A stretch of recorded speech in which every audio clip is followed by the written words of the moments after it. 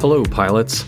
Welcome to the Airfax podcast, the story behind the story, where we go beyond the written word to bring you the voices and experiences behind the articles you read at airfaxjournal.com. I'm Eric Radke, your host and managing editor of Airfax. Today, the heart of Airfax is you, the pilot, and that's where this podcast comes in. Each episode, we sit down with Airfax contributors to hear the story behind their story. What inspired them to write it? What lessons did they take away? And what can we all learn from their experience? So whether you're tuning in from your car, your couch, or in Cruz, welcome. And now let's sit back, relax, and join us for the Airfax podcast, the story behind the story.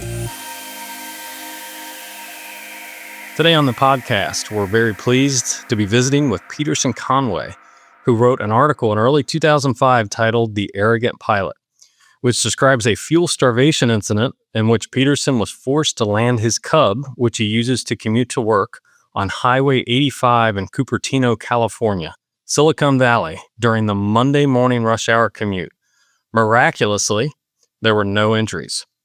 Peterson was gracious enough to share the details of what led to that event and the many lessons learned with Airfax Journal as we get the story behind the story. Peterson Conway is a pilot, writer, and headhunter. He's one of the defense tech industry's biggest power brokers, recruiting for some of the busiest defense and hard tech firms in Silicon Valley, building the early teams of companies commonly associated with the so-called PayPal Mafia. He's publicly stated that he's the son of a professional smuggler and a Mormon school teacher, which we will for sure ask him more about. From then, he learned to tell the stories that he does today on the pages of airfaxjournal.com. Peterson lives in the Carmel area of California, but spends summers flying off of a dirt airstrip in Idaho, which we're also going to learn more about. Peterson, certainly appreciate you joining us on the show today. Welcome. Thank you, Eric. This is a real pleasure. So let's start with some of those interesting biographical details. The son of a professional smuggler and Mormon school teacher. So I have to ask, how did these contrasting parental backgrounds shape your upbringing and worldviews? Well, you're starting at my favorite place, but I want to just make a small point that a lot of my stories get fact-checked, and I'm on the wonderful side now of fact-checking yours. It wasn't 2005, it was 2025 or 2024 when I landed on the freeway. But I did have a forced landing in 2005, which hopefully will not be the subject of another article, but we can talk about that later. But to answer your question, I grew up in aviation. I think all mama's boys, which I describe myself as, are a bit afraid of their moms. And my mom was a pilot. Her father, her brothers, all of my uncles were all pilots. My oldest uncle, the patriarch of a large Mormon family, or what we now call LDS, was the lead designer on the 737, and was a massive influence on my life. But it is really not an overstatement that my father smuggled things out of Southeast Asia, started with, minor antiquities, but ended up in Afghanistan in the late 70s, bringing in medical supplies, and later surface to air rockets that really turned the war around for the Afghan rebels there. But I think that what would be interesting for our readers here is that for us, the plane was how we got on and off the farm.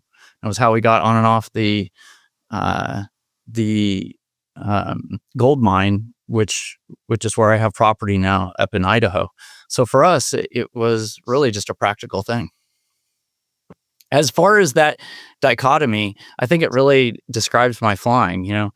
Mom, no surprise, flies with checklists, and Dad, on a good day, would use a flow pattern. And so that's always the battle for me is, which wolf to feed, flying by the books or, flying by the feel of things. And unfortunately, on that day, when I landed on the freeway, you can probably guess which wolf I was feeding.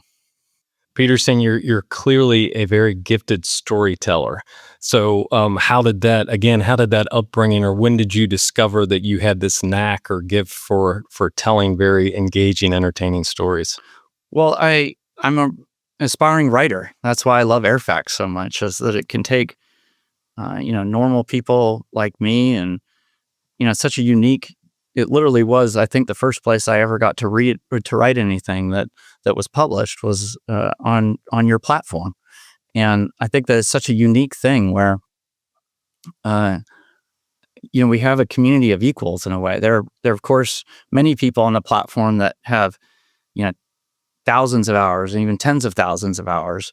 And then there are guys like me that, barely have 2,000 hours.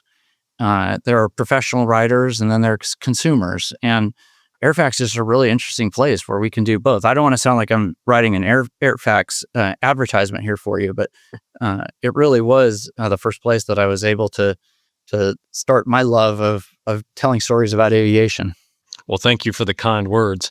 Peterson, there's been a lot written about your professional background and your professional activities, and you've been instrumental in building those early teams for companies associated with the quote unquote PayPal Mafia. So, for those that are not familiar out there that are listening, talk to us a little more about what the PayPal Mafia is. Sure. Well, it's all over the news, of course, with Elon. I never worked directly for Elon, but we acquired Elon's company, X.com. This was before Twitter became X. When in the early days at PayPal. So Elon and Peter very famously started PayPal, and PayPal launched a diaspora of talent that at the time we were setting out to do nothing short of launching a currency that was independent of a country. The world wasn't ready for crypto then. We didn't even know what crypto was. We didn't have that idea, but essentially it was an early crypto. But there was an amazing group of people in about 3 years at Stanford that went off to start, these brand name Silicon Valley tech companies. And, I was a humanities major. I didn't have any technical skills whatsoever.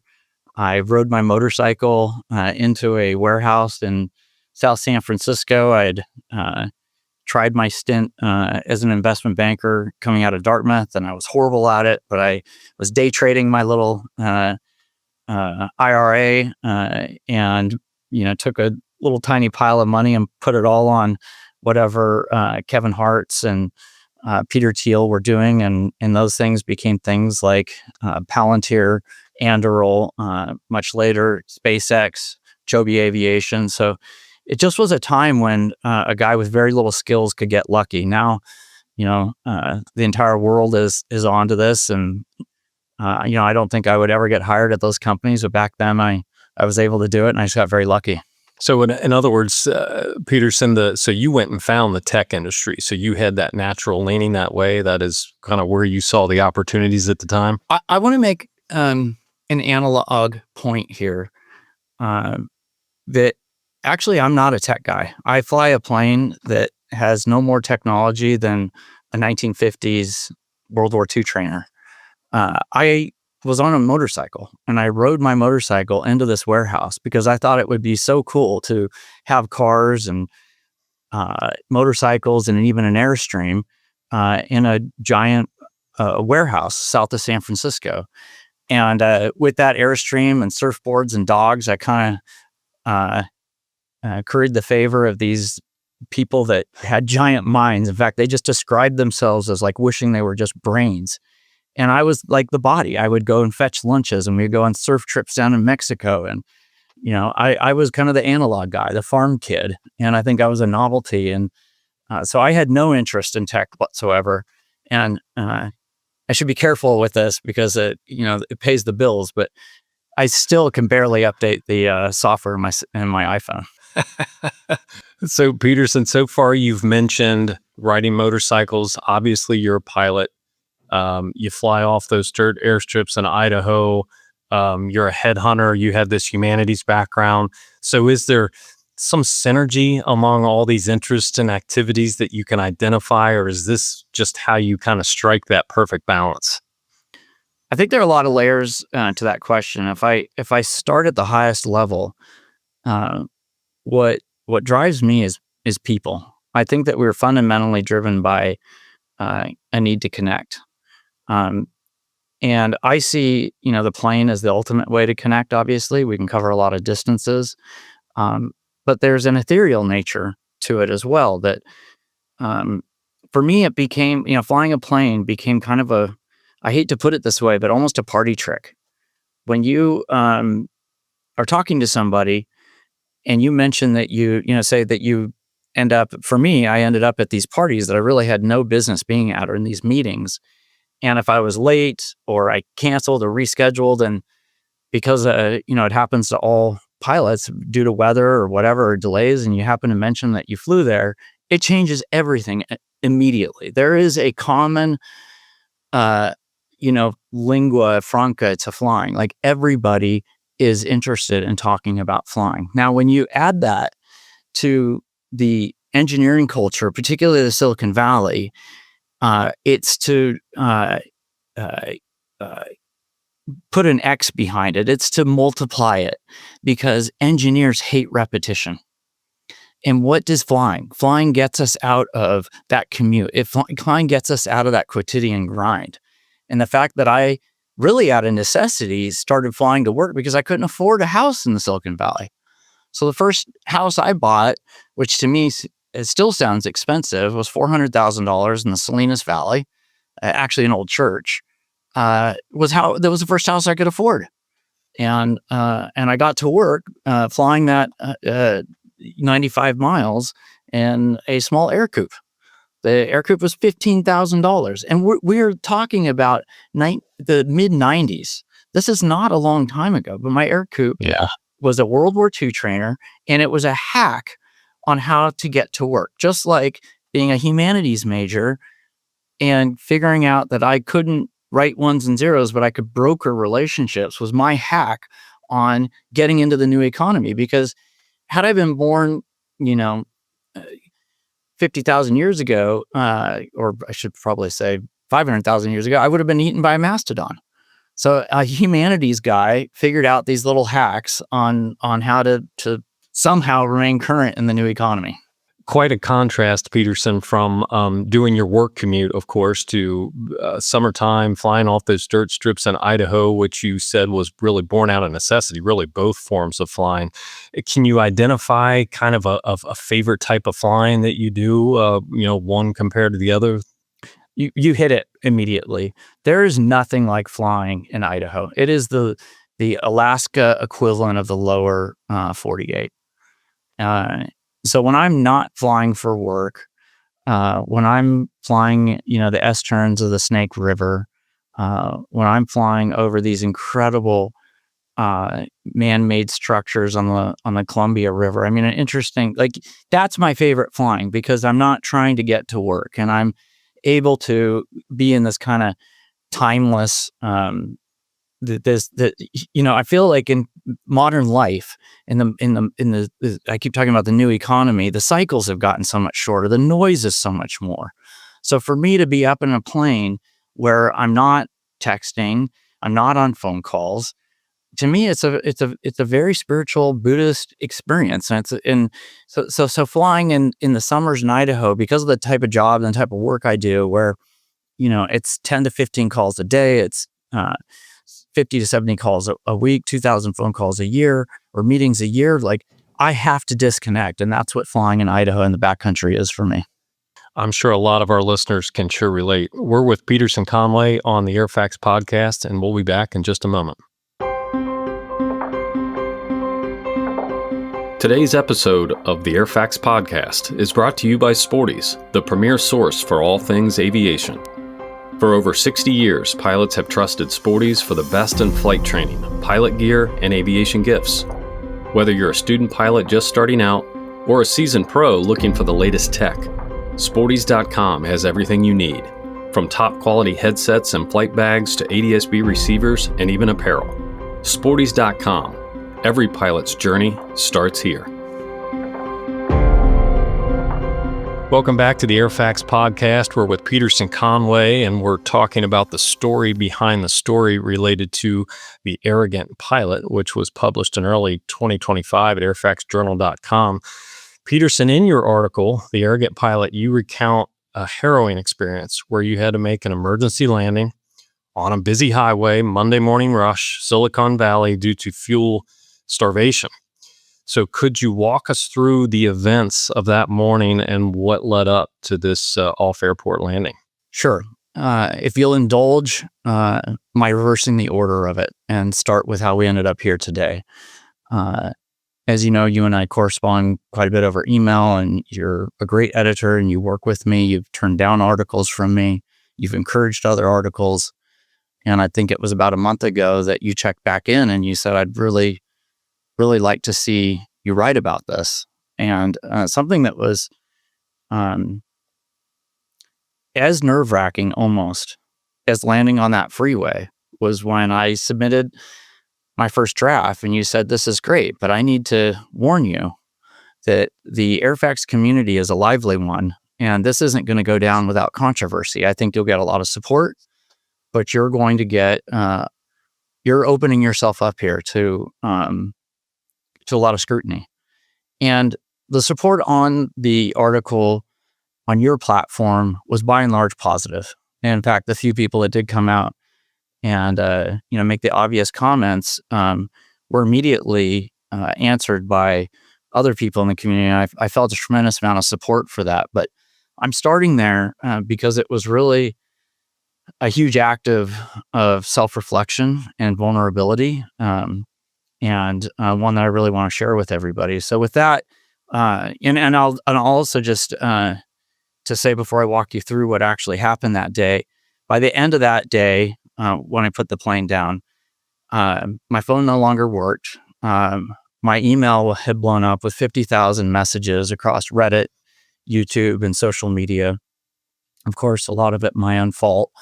And so while the Airfax community was by and large understanding, the general public was really tough on me, as they should be, because they don't really understand all the things that go into flying probably. And the minute you mention flying, it just seems like such a dangerous, occupation or hobby, so to speak. But to get to your question, my grandfather always told me, don't fly for work. And I do. I fly to work. The cautionary tale there is that, on Friday afternoons, you can exceed your own limitations and want to get home or want to see your kids or whatever. And on that Monday morning at 6 a.m, I was doing just that. I was trying to get to work. It was dark. It was, we had a marine layer over us, so it was wet. I went and called the FBO, which belongs to another uncle, and I really trust those guys. They always do their job. But I saw the fuel truck pull away from my Cub. And I made an unfortunate assumption. It had in fact been fueling the plane next to me, not my plane. And, rather than actually climbing up on a wet plane in the dark and dipping my tanks like I should have, I jumped in the plane and used the light on my cell phone to look up at the visual gauge, which is a line of sight gauge on a Cub, meaning that as you draw down the fuel in your wing, it is also in parallel with a small tube. Well, my small tube was clouded in the early morning light. Even with a flashlight, it can be hard to tell whether there is fuel here or fuel here. And in that Airfax article, you can see that I published a photo that I'd taken the day before, where you could see the fuel was already down to here. And you could also see that sight gauge was clouded. But I skipped over a really important checklist there. And it was interesting that the FAA brought in an examiner from Alaska that was very familiar with that plane. And he said, I know immediately what you did. You jumped in there. You made a certain assumption. You looked up and it looked full to you, and I took off. But things got interesting actually really fast, and I missed a number of cues there. the plane lifted off very quickly. As I was going, I flew around, because you have to cross over a 50-mile section of bay in a single engine plane, which I don't like to do. So I, cheated that to the right, but I was still over water. I was in a fair bit of turbulence, and I hit the Santa Cruz Mountains, started to climb, because normally I go all the way up the coast to Half Moon Bay and then cut in, but I was just being buffeted, and I hadn't put it together as there was zero weight in the plane. It was really an awful flight, and I get up over Santa Cruz Mountains, and at this point, it felt like I could hardly control the plane. I was exhausted on that stick and moving the plane around and up and down, and I was so low that I wasn't in contact with NorCal. So I had no PIREP reports. It was just, I was just being thrown around. Of course, sun was coming up now, and I looked out upon Silicon Valley, and it was that like godly moment where you see Apple's Infinite Loop, and you see Mafia, the largest hangar in our country, and you see San Jose, and you look up to San Francisco, and it's this very complex airspace. And I was flying low enough to stay underneath Charlie and later Bravo.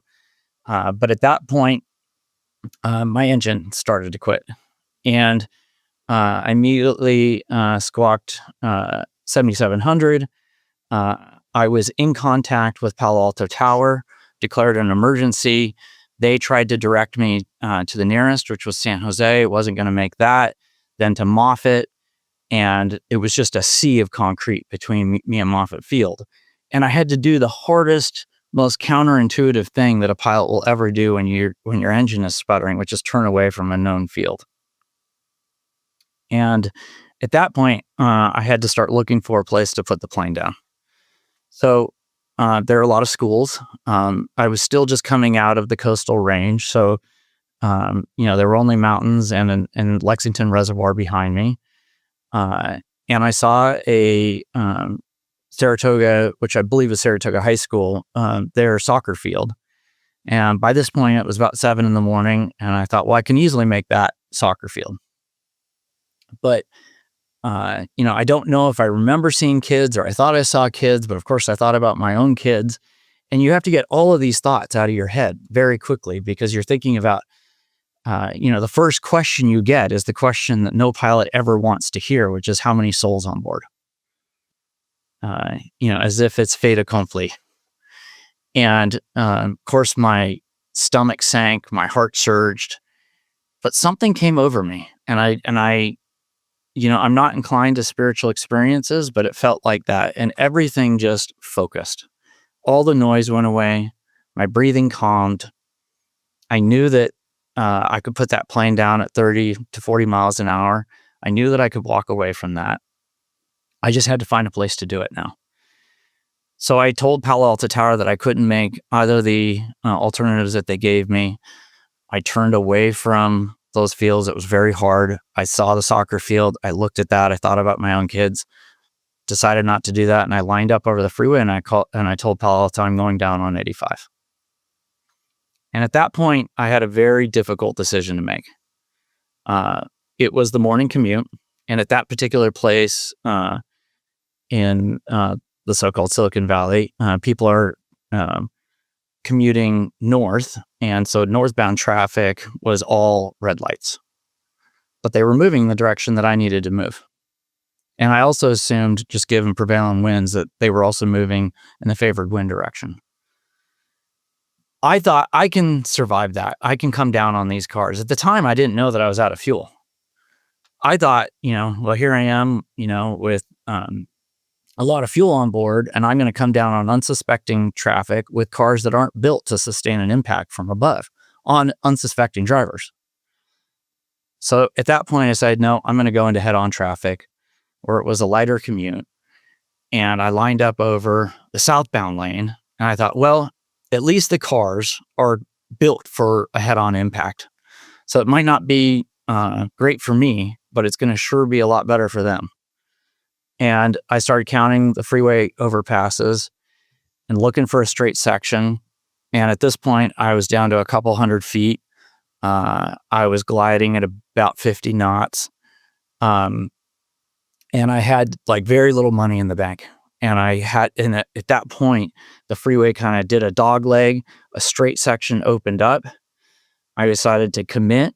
And just as I did that, a high tension power line appeared. And I thought, my Lord, my wheels are going to clip that thing. So I had to do this really hard thing, which would pull. At that point, I put in, I believe, one stage of flaps. I dove underneath the power line, and then I had to pull back up over the freeway overpass, which I believe is Saratoga Avenue, and then pull all of my flaps, and the plane just came down with like stuck it. Like I'm actually not a great pilot, but that was my best landing, and I stuck that thing and used what was left of my momentum to roll off to the side. And out of nowhere. So, one important thing here was that at that point, I still had battery power. So I'd flipped on all of my lights and I started rocking my wings in between those two overpasses to try and get people's attention. And two cars splintered at the last minute and went around me. Got the plane landed. Of course, other cars passed. But then suddenly, out of nowhere, a giant, 3/4 ton white Ford pickup turns, blocks the freeway, and an off-duty cop jumps out with a gun and starts stopping traffic. When we get my plane pushed off to the side, a motorcycle cop, which had been nearby, shows up on scene. And this is an important point from a responsibility perspective, because the minute Highway Patrol is on site, it is their situation, it is their crash site. So I was relieved, thankfully, of responsibility. Unfortunately, drivers not paying attention started gawking, and they're still doing high speeds, and they started slamming into cars. And they immediately took out this cop car. The cop car, I later learned, was 3 days old, $150,000 police cruiser. And you just heard that horrible sound, that first crash, and then the next one, and then the next one. And in a total, about 9 cars piled up. First at my landing site, and then farther one exit up the freeway. But obviously, I was glad that no one got hurt. This is a lot of bent metal, and got my plane pushed off to the side. And I do remember taking a very deep breath at that point. You've, I'm sure, relived these moments, these decisions over and over and over again in your head. Are there some things, looking back, with the convenience of sitting on your living room couch, that you perhaps would have done different, other than, perhaps in the pre-flight stage, but in terms of executing this miraculous emergency landing? Anything in hindsight you would have done different? I'm going to there's a lot of lessons here, but I want to make this poignant for the Airfax community. There's two things. There's the obvious thing that I was playing things fast and loose. I was not flying with a checklist. And this is pilot error through and through. That's the first point. The second point I want to make to pilots is that this is actually my second forced landing. And it's what we all train for. It's what we all fear. And I just want to communicate to my fellow pilots that these planes can do it. They can, if you're following those basic rules, aviate, navigate, communicate, and you're picking your spots and your routing, your mind will fall into place. The thing that I have reflected on the most, other than the checklist, is that the human mind has a way of shutting down all auxiliary functions. And of course, professional pilots, people in combat, people that are deployed know this much better than, little death warriors like me. But I was just amazed at how clear and calm it was, and also unnervingly how silent it is up there without an engine. Peterson, you mentioned interacting with the FAA, of course, and they brought in an expert or someone familiar with the airplane you were flying. Can you talk to us a little about how those interactions went? And we should also mention that you are back flying. Mm-hmm. I was extremely impressed with the examiners, with investigators. Of course, I was terrified. flying as a way of life. I was also completely lit up on the various, social channels that I talked about. I'm not on social media, but I became quite a target, and I knew that the FAA couldn't, let this go by, even though there was no one that was hurt.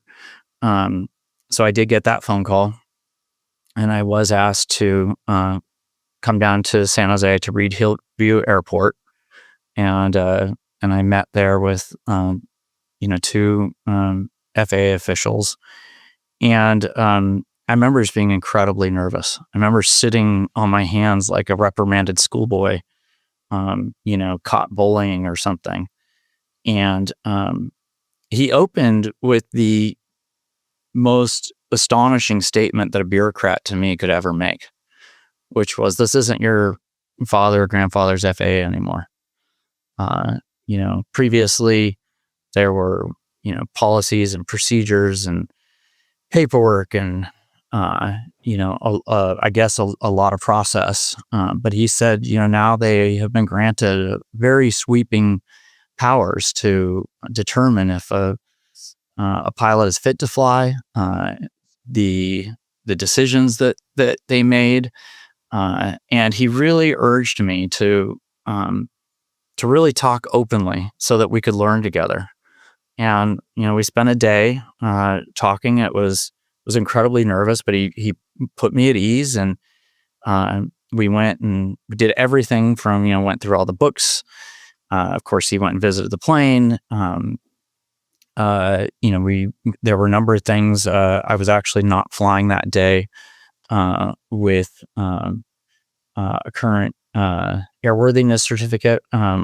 And, so there were a couple of infractions, and they all had mandatory, I think it was sentencing that he used. And so he listed those off, and a lot of it was counseling, additional training. And we did, that over a period of time. And within a couple of days, essentially, he said, "I want to get you flying." And at a certain point, he literally took my license and he threw it back at me. And he said, "Come to Alaska, learn to be a real pilot. We have competitions in high wind flying backwards." He said, "There's not a pilot in Alaska that doesn't fly without duct tape and a jerry can of gas." He gave me his personal cell phone. He was a tech guy. He was a former tech guy that went up to Alaska and became an investigator. So I felt like he really tried very hard to understand the various pressures that I was under. I think he felt that he understood that he had somebody that probably had no shortage of confidence and perhaps ego, just given the luck that I've had in my professional career. And he took a very stern, but I felt compassionate approach to humbling me and making sure I learned as much as I could. I mean, we even pulled out airspace maps, and we talked. He really wanted to make sure that I understood what a risk and what a privilege it was to fly in such congested airspace. Peterson, did you ever find yourself, questioning your desire to get back in the airplane? Absolutely.